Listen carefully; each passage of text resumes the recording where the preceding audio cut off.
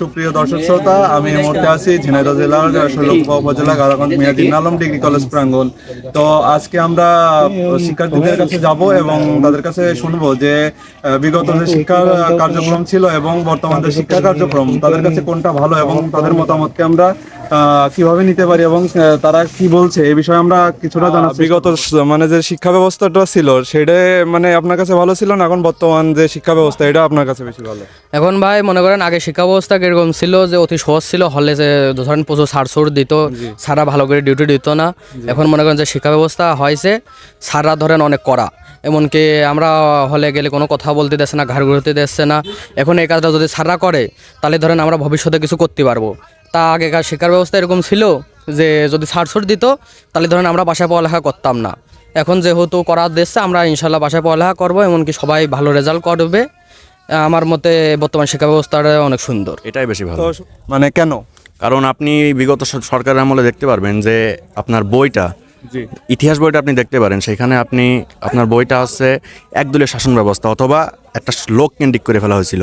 যেমন দেখেন বঙ্গবন্ধু শেখ মুজিবুর রহমান, তার অবদান অবশ্যই আছে, এটা অস্বীকার করার কোনো উপায় নাই। এখন সেইখানে শুধুমাত্র অনেকেও আছে, এখানে শুধুমাত্র তাদের নামই ব্যবহার করা, তাদের নাম ব্যবহার করা হয়নি, শুধু শেখ মুজিবের নামই ব্যবহার করা হয়েছে। আপনি দেখতে পারবেন বর্তমান শিক্ষা ব্যবস্থায় বইগুলোতে মাওলানা আব্দুল হামিদ খান ভাসানী, হোসেন শহীদ সোহরাওয়ার্দী, শেরে বাংলাকে ফজলুল হক, স্বাধীনতার ঘোষক হিসেবে মেজর জিয়াউর রহমান ফিরে এসেছে।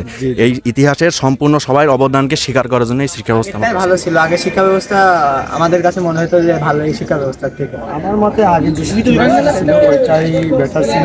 এখন যে শিক্ষা ব্যবস্থা হয়েছে এটা আসলে কি আর বলবো, কিছু বলার নাই।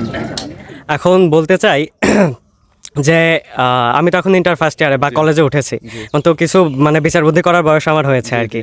তা আমি বলতে চাই যে কলেজে ওঠার পরে মানে এক বছর আমরা লাইফটা পার করলাম, 5 আগস্টের পর থেকে বা এই পর থেকে আমরা যা বুঝেছি যে নতুন সরকার ব্যবস্থার মাধ্যমে আমাদের শিক্ষা উন্নতি মানে কোনো ভালো উন্নতি হচ্ছে। কারণ আমাদের মানে প্রশ্নপত্র যেমন আমরা পরীক্ষা দিচ্ছি, আমাদের ধরেন যে কলেজে আমরা পরীক্ষা দিয়ে আসলাম ইন্টার ফার্স্ট ইয়ারের ফাইনাল পরীক্ষা, হ্যাঁ, তো এই পরীক্ষার মাধ্যমে মানে তারা যেইভাবে আমাদের গার্ড দিচ্ছে বা যেইভাবে প্রশ্ন করতেছে, এখন মানে আগে প্রশ্ন করতে কীভাবে যে সব কিছু কাল্পনিকভাবে, মানে আমাদের বাস্তবের সাথে তেমন মিল থাকতো না, আমাদের সারাদিন পড়াশোনা করে মানে কোনো কুল পাইতাম না।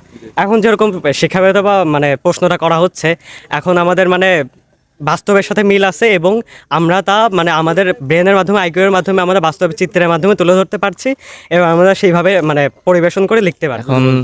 এখন ধরেন আপনি বাংলাদেশে বসবাস করেন, এখানে আপনার মানে নিজের পড়াশোনা আগে প্রথমত বিগত সরকার ছিল, তার অনেক ভুল বলেন বা ভালো বলেন সবার ভিতরে সব কিছু থাকে।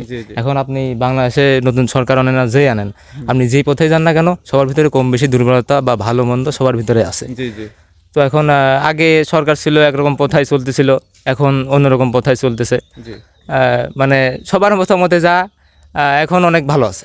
তো আপনারা দেখতে পেলেন, অনেকের সাথে কথা বললাম এবং বর্তমান এবং আগেকার যে শিক্ষা ব্যবস্থা ছিল তা সে সম্পর্কে জানলাম। তো আজ এই পর্যন্তই। সবাই সুস্থ থাকুন, ভালো থাকুন এবং দেশ জনতার সাথে থাকুন।